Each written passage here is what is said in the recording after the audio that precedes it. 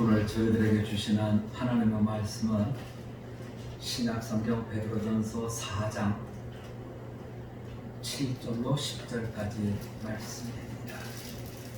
신약성경 380면 되겠습니다. 베드로전서 4장 7절로 10절까지 말씀을 이제 저하고 한 절씩 교대로 말씀을 나눕니다. 7절 제가 먼저 보겠습니다. 만물의 마지막이 가까웠으니 그러므로 너희는 정신을 차리고 근심하여 기도하라. 모범으로 뜨겁게 서로 사랑할지니 사랑은 허나한 죄를 묻느니라. 서로 대접하기를 원망 없이 하고 각각 은사를 받은 대로 하나님의 여러 가지 은혜를 맡은 선한 청지기같이 서로 봉사하라. 아멘. 오늘 주신 말씀의 제목을 만물의 마지막이 가까웠으니 이런 제목을 같이 나눈 말씀 속에서 이렇게 붙여봤습니다. 이제 베드로 전서의 두 번째 시간이고 오늘 이제 베드로 전서의 말씀을 끝내는 정리하는 이런 시간인데요. 말씀을 읽고 묵상하고 준비하면서 사도 베드로와 저의 나이가 비슷하다는 걸 깨달았어요. 사도 베드로가 이 편지를 쓸 때가 63년, AD 63년, 64년 네로가 핍박할 때, 그러니까 예수님께서 공생애를 하신 그 시간표로는 63년, 64년인데요. 베드로는 예수님보다 나이가 좀 더 많았지요. 그걸 생각하면 일은 안 됐어도 일은 가까이 됐을 거고 어쩌면은 저와 비슷하거나 조금 많거나 그러지 않았을까 하는 생각을 하니까 갑자기 애들한테 편지 쓰고 싶더라고요. 아들한테도 편지 쓰고 딸한테도 편지 쓰고 또 우리 믿음으로 낳은 자식들한테도 편지를 쓰고 이렇게 갑자기 편지를 쓰고 싶은 거예요. 그래서 제가 편지를 쓴다고 하면 무슨 편지를 써야 될까 생각이 드는 거예요. 왜냐하면 지금 사도 베드로는 이 편지를 아시아에 있는 교회들한테 보내는데 지금 이 편지를 읽는 분들은 주로 터키 지방, 우리가 보통 소아시아라고 그러죠. 그 지역에 사는 분들인데 이분들에게 지금 편지를 이렇게 쓰는데 아마 베드로의 마음속에 그동안 예수님을 만나서 십자가에 돌아가시고 부활하시고 사도가 되고 애써왔던 그 모든 것들이 주마등처럼 이렇게 쭉 지나왔을 것 같아요. 베드로가 이제 사도가 된 뒤에 우리가 사도행전에 가서 보면 예수님께서 여기를 떠나지 말고, 여긴 예루살렘이죠. 여기 떠나지 말고 성령 주실 때까지 기도해라. 너희가 성령을 받으면 예루살렘과 온 유대와 사마리아와 땅끝까지 내 증인이 된다. 그 말씀을 받았거든요. 아마 그 말씀 받을 때는 어떻게 하나님이 이끌어 가실지에 대한 그림이 잘 안 그려졌을지도 모르겠어요. 그런데 실제로 그 말씀은 나중에 어떻게 진행이 되냐면 예루살렘 교회에 비극적인 사건이 생기죠. 열심히 교회 공사를 하던 스데반 집사가 돌에 맞아 죽는 일이 생겨요. 그건 아마 교회가 감당하기가 만만하지 않았을 거예요. 그리고 난 다음에 예수 믿는 사람들을 잡아들이는 일이 생기니까 할 수 없이 교인들이 산지 사방으로 도망을 간 거죠. 그것이 예루살렘과 온 유대와 사마리아와 땅끝 그 출발이었거든요. 그리고 난 다음에 또 어떤 일이 생기냐면 예수님하고는 이종 사촌이죠. 요한과 야고보. 그 야고보가 또 죽어요. 순교를 합니다. 두 번의 큰 어려움을 겪으면서 예루살렘 교회가 도망을 가다 보니까 마치 우리가 6.25 사변 때 예수를 믿는 사람들이 피난을 가다 보니까 제주 영락교회도 생기고 부산 영락교회도 생기고 도망가서 예배를 드렸기 때문에 교회가 세워진 것처럼 피난을 가다 보니까 교회가 생겼고, 야고보 사도가 죽은 다음에 안디옥을 중심으로 해서 해외 선교가 되어지는 이런 역사가 일어나거든요. 그러니까 예수님께서 성령을 받으면 예루살렘과 온 유대와 사마리아와 땅끝까지 복음이 전해진다는 이 말씀은 살아보니까 그렇게 쉽게 받아들일 말씀은 아니었던 거죠. 순교자가 생기고 핍박을 겪고, 그리고 도망가서 교회가 생기고, 또 도망가서 교회가 생기고, 우리가 사도행전을 보면 바울이 선교 여행을 했다고 했는데 가는 곳마다 거기를 떠날 때는 정말 안녕히 계세요, 잘 있으세요 이러고 간 게 아니라 어느 날 밤중에 도망가고, 어느 날 밤중에 광주리 타고 도망가고 이러면서 복음이 전해진 걸 우리가 보지 않습니까? 이 고난이라고 하는 문제, 복음을 가지고 있는 사람들에게 어떻게 보면 피할 수 없는 고난이기도 하고 자원에서 얻게 된 고난이기도 한데, 고난으로 인해서 이렇게 복음이 전해졌습니다.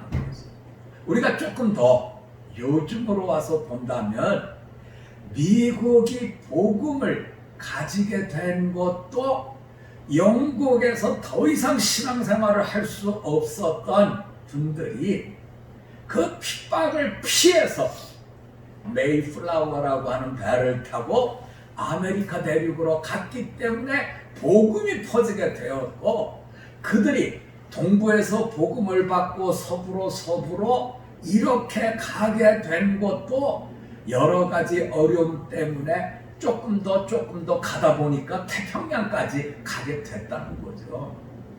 그래서 우리가 이 사도 베드로의 마음 속에 복음을 가지는 것과 고난에 대한 것은 뗄래야 뗄 수 없는 이런 내용인데, 자, 이런 속에서 사도 베드로는 지금 편지를 합니다. 자, 우리 같으면 뭐라 그럴까요? 이 고난은 잠깐 좀 소낙비니까 피하다가 오세요 이렇게 말할까요? 아니면 그거 지나가는 거예요, 그냥 지나가는 거 그렇게 생각하고 지내세 이렇게 말할까요? 근데 사도 베드로는 그렇게 얘기하고 있지 않거든요. 자, 우리 이제 그 부분을 좀 볼까요, 여러분? 저하고 어디를 보냐면요, 베드로전서 4장으로 가보자고요. 오늘 보신 말씀 조금 뒤입니다. 13절입니다. 우리 한번 같이 읽어볼까요? 4장 13절인데 같이 한번 시작. 오히려 너희가 그리스도의 고난에 참여하는 것으로 즐거워하라. 이는 그의 영광을 나타내실 때에 너희로 즐거워하고 기뻐하게 하려 함이라. 고난이 너희에게 찾아왔을 때 오히려 즐거워하라는 거예요. 우리 아이들한테 내가 편지를 쓸 때 내가 인생을 살아보니까 복음을 가졌기 때문에 찾아오는 어려운 고난은 참 영광이고 즐겁고 기쁜 거다. 이렇게 지금 사도 베드로는 편지를 하고 있는 거죠. 자, 그렇다면 고난을 겪어야 될 만한 가치가 그 속에 있어야 되잖아요, 여러분. 그저 두드려 맞는 게 즐겁습니다. 좀 이상하죠. 두드려 맞는데 두드려 맞을 만큼 그 고난의 길을 가야 될 만큼의 가치가 그 속에 있습니다. 그래서 그 가치에 대해서 이야기를 풀어가기 위해서 지금 사도 베드로는 무슨 얘기를 하냐면 7절에 가서 만물의 마지막이 가까웠으니 하는 인생에 서 있는 자리를 다시 한번 점찍어주고 있는 거죠. 내가 만물의 마지막. 그러니까 우리 이 말씀을 잘못 이해하면 가까웠다는 말 때문에 예수님께서 승천하시면서 내가 곧 온다. 급박한 예수님의 재림에 대한 말씀을 하려고 하는 그런 뜻이 아니고요. 왜냐하면 그로부터 지금 세월이 거의 2000년 가까이 되잖아요. 지금 60년대에 썼고 우리는 2020년대를 사니까 거반 2000년 가까이 됐는데 금방 온다 하신 주님은 아직도 안 왔거든요. 그래서 이 말씀은 가까운 시일 내에 내가 재림한다고 하는 재림의 이야기로서 이 말씀을 얘기해 주는 것이 아니라 만물의 마지막, 다른 말로 표현하면 이 교회에 있는 성도님, 저 교회에 있는 성도님, 교회 밖에 있는 분들 또는 저를 포함해서 여러분들 모두가 다 종말이 있다는 거예요. 끝이 있다는 거예요. 싫든지 좋든지 여러분과 저는 하나님 앞에 서야 되는 마지막 때를 우리는 건너가야 된다는 거죠. 그 시점에서 보니까 내가 만물의 마지막이라고 하는 내 인생을 이 땅에서 정리해서 하나님 앞에 서야 되는 그 시점에 놓고 보니까 정말 복음이라고 하는 것은 예수를 믿고 신앙을 가졌다 하는 것은 가치가 있더라. 그러면 그 가치는 뭐냐 하는 거죠. 그래서 내가 정말 마지막 때에 가치 있는 선물을 가진 사람인가? 이것 때문에 나는 예수님께서 부활하신 뒤부터 지금까지 이 가치, 이 귀한 것 하나를 붙들고 달려왔습니다 하는 내용이 될 텐데 그것이 뭐냐는 거죠. 이것은 앞부분에서 나타나거든요. 그래서 베드로전서 어디로 가보냐면 1장 12절로 가보자고요. 자, 1장 12절입니다. 제가 조금만 보겠습니다. 이 섬긴 바가, 내가 사도로 섬긴 바가 나를 위한 것이 아니요 너희를 위한 것이니 뭘로 알게 됐냐면 하나님이 보여주신 계시로 알게 됐다는 거예요.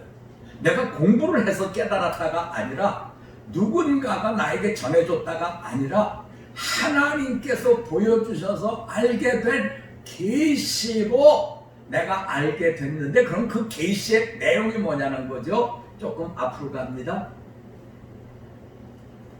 8절 9절입니다. 이건 좀 같이 읽어볼까요? 1장 8절 9절입니다. 같이 입니다. 시작. 예수를 너희가 보지 못하였으나 사랑하는도다. 이제도 보지 못하나 믿고 말할 수 없는 영광스러운 즐거움으로 기뻐하니 믿음의 결국 곧 영혼의 구원을 받으니라. 영혼의 구원을 믿음으로 받았다고 하는 이 선물의 가치를 알기에 그것을 당신은 어떻게 아셨습니까? 죽어보지도 않았는데 하나님께서 뭘로 알게 하셨다고요? 계시로 알게 주셨는데 믿음으로 얻게 된 이 영혼의 구원, 이것을 내가 마지막 때를 생각해 보니까 이것보다 더 귀한 건 없더라는 거죠. 여러분, 이제 저도 어느 날 하나님이 부르시겠죠. 저희 어머니가 늘 저희들한테 했던 얘기가 있어요. 얘들아, 내가 너네 아버지 위해서 하나님께 늘 기도한 게 있는데 나를 먼저 데려가지 마시고 누구부터 먼저 데려가 달라고요? 우리 아버지부터 먼저 데려가 달라고요. 그 기도를 하셨대요. 그래서 제가 엄마, 아니 사람이 죽고 사는 건 하나님 소관인데 어떻게 엄마는 아버지 먼저 데려가고 나를 놔두고, 너네들이 몰라서 그러는데 내가 먼저 가면 너네 아버지는 완전히 망하는 거야. 어디에 뭐 있는지도 모르지, 할 줄도 모르지, 아무것도 할 수 없는데 내가 먼저 돌아가면 안 돼. 그래서 이제 요즘에 저도 그 기도를 해요. 하나님, 저를 먼저 데려가시고 누굴 나중에 데려가시라고요? 박보현 목사를 나중에 데려가시라고. 자, 어쨌든 간 만물의 마지막 하나님 앞에 서야 되는 날, 내가 하나님 앞에 나갈 때 가지고 갈 게 뭐냐는 거죠. 내가 세상에서 가졌던 부요함입니까? 내가 세상에서 누렸던 나의 직입니까? 내가 세상에서 가졌던 나의 명예입니까? 사도 베드로는 이와 같은 마지막 정점에 선 걸 생각해보고 정말로 복음의 가치는 그 복음으로 인해서 내 영혼이 구원을 얻었고 이것으로 나는 하나님 나라에 들어갈 수 있다고 하는 이 부분을 놓고, 고난 받는 것 너나 나나 다 감당하기 쉬운 건 아니지만 그럼에도 불구하고 우리는 그 길을 가야 된다. 이유는 하나님이 주시는 구원, 영혼의 구원을 우리는 가지고 있기 때문이라는 거죠. 더 나아가서 사도 베드로는 우리들에게 어떤 얘기를 해주냐면, 내가 이렇게 구원을 받고 완결, 이것이 아니라 하나님께서 그 구원을 가진 자로 예수님께서 부활하시고 승천하신 뒤에 지금까지 30년 가까운 세월을 살 수 있게 해주신 선물이 있었다는, 그것이 은혜였었다는 거죠. 은혜를 주셔서 내가 그 길을 가고 갈 수 있게 허락하셨다. 그런데 그 허락하심이 어떤 내용 때문에 허락하셨습니까? 할 때에 그것을 통해서 주님께서 우리에게 이어갈 수 있도록 나에게 주셨고 그 다음 세대에게 주시고 또 다른 사람에게 이렇게 이어갈 수 있도록 구원과 은혜를 주셨다는 거죠.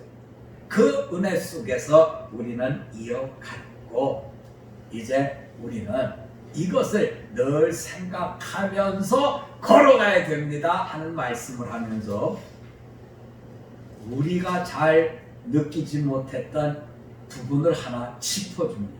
자, 저하고 여러분 어디를 가보시냐면 3장 21절입니다.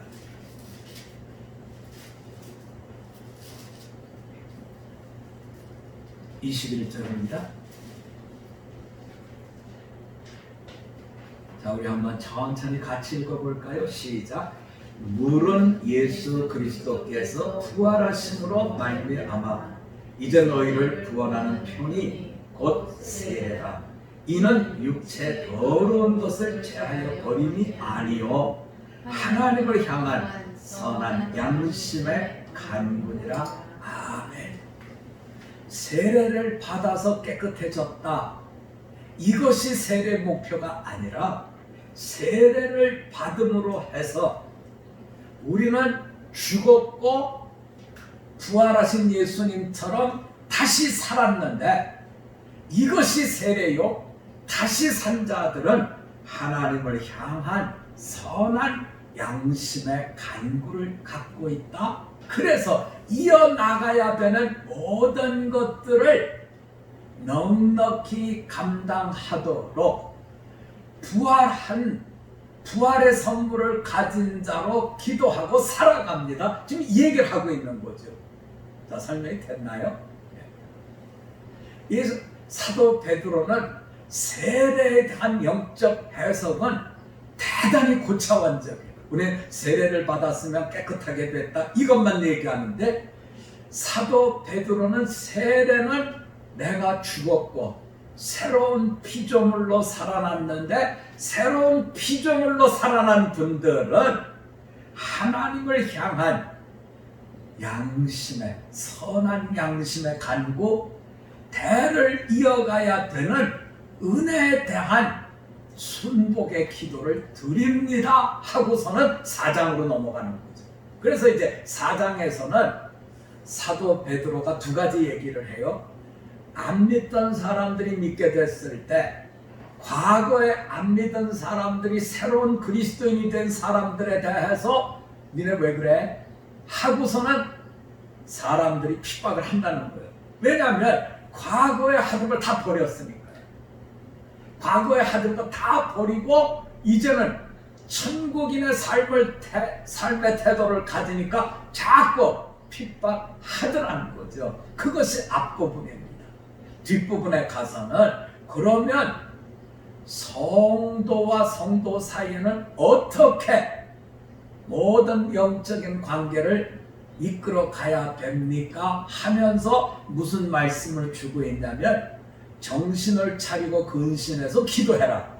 자, 내용은 기도입니다. 그런데 앞에 근신하고 정신 차리고 이 얘기가 나와요. 이게 무슨 얘기냐면요, 자, 기도는 기독교만의 산물이 아니에요, 여러분. 모든 종교는 다 기도를 합니다.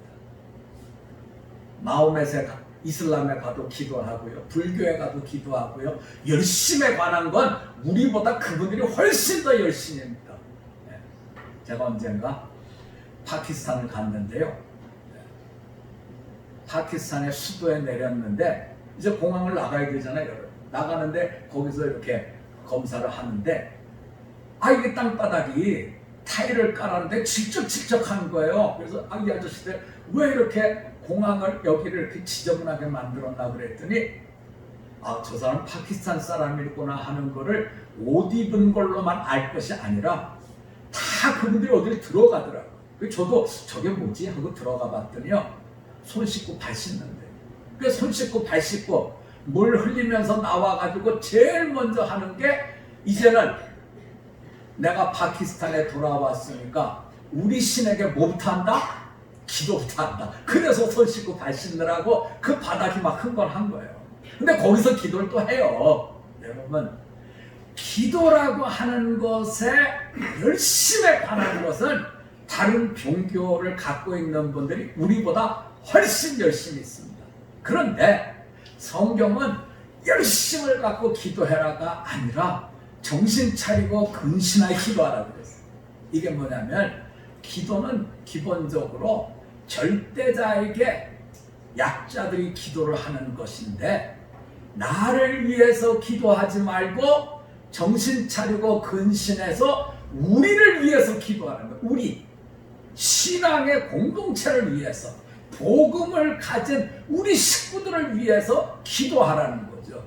내가 밥 먹을 것이 없어서 나에게 밥을 주십시오, 내가 건강이 없어서 내게, 이게 아니라 우리 공동체에 가장 필요한 일, 믿음이 자라고 어려움 속에서 복음의 가치를 알고 하는 이 부분을 두고 근신해서 기도하라는 거예요. 두 번째로 넘어가서 어떤 얘기를 하냐면, 서로 사랑하라는 것. 전부 다 공동체 얘기죠. 그러면서 사랑은 죄를 덮어버린다, 용서입니다. 우리가 과거에 믿지 않았을 때 서로 마음에 담을 쌓고 서로 힘들게 했고 아프게 했었던 그것들을 이제는 서로 사랑해서 죄를 어떻게 하라고요? 용서하라는 거. 용서하라는 거. 덮으라는 겁니다. 그래서 나를 위해서 기도하던 사람들이 정신 차리고 근신해서 우리를 위해서 기도하고, 나만을 사랑해달라고 하던 인생이 이제는 서로 사랑하는 이와 같은 기도를 하면서 죄를 덮어줘라. 다시 말하면 과거에 내 마음속에 앙금으로 가졌던 모든 것들을 주님의 보혈 속에서 용서하십시오 하는 기도를 하라는 것. 그리고 마지막 부탁하는 것은 무슨 일을 하든지 선한 청지기로 하라. 우리가 선한 청지기 하면 선한 목자 되신 예수님을 생각하면 되겠죠. 그래서 선한 청지기, 나를 위해서 일하는 것이 아니라 우리를 위해서 맡겨주신 주님의 마음을 가지고 일하십시오 하는 부탁을 하면서 오늘 말씀을 이제 맺어주고 있는데, 자 여러분, 오늘 성경이 우리들에게 묻습니다. 너는 분명히 사도 베드로처럼 마지막 날이 올 텐데 너는 어디에 가치를 두고 무엇을 위해서 살고 어떤 선물 받은 자로 은혜 삶을 살겠느냐 묻고 있습니다. 저와 여러분에게 찾아올 마지막 종말의 그 시간 다시 한번 마음속에 두시면서 복음의 가치, 고난 감당하면서라도 꼭 가져야 될 복음의 가치와 은혜 속에서 이어내려 가야 될 그 귀한 하나님의 구원의 역사를 마음에 가지고 나 혼자가 아니라 우리라고 하는 이 속에서 근신하고 깨어서 기도하고 서로 사랑하면서 용서하고 선한 청지기로 오늘을 잘 누려갈 수 있는 우리 모두가 되시기를 주님의 이름으로 부탁드립니다. 우리 한번 같이 기도드리겠습니다. 하나님, 너나 할 것 없이 젊으면 젊은 대로, 나이가 들었으면 들었던 대로 하나님 앞에 서야 되는 마지막 날이 있을 터인데 우리는 그날을 준비하며 오늘을 사는 것이 아니라 그저 흘러가는 대로 맡기고 살던 저희들에게 베드로 전서의 말씀을 통해서 다시 한번 마지막 때를 준비하여 정말 주님 앞에 설 때 복음을 가지고 믿음으로 얻은 영혼의 구원을 가지고 서도록 말씀으로 일깨워 주시고 이것을 나 혼자 갖는 것이 아니라 이어나갈 수 있도록, 그리고 더 나아가서 이제는 믿음의 가족들, 믿음의 식구들을 위해서 깨어서 근신하며 우리를 위하여 기도하고 서로 죄를 덮어주는 용서의 사람으로 서고 마지막 때에 주님 오심을 기다리며 선한 청지기로 살 수 있도록 말씀의 다리로 우리를 인도해 주시니 감사드립니다. 참으로 주님 앞에 서는 그날을 잘 준비하며 오늘을 누려갈 수 있도록 말씀 주심을 감사드리오니 잘 감당토록 은혜 덧입혀 주시옵소서. 감사드리며 예수님의 이름으로 기도드립니다. 아멘.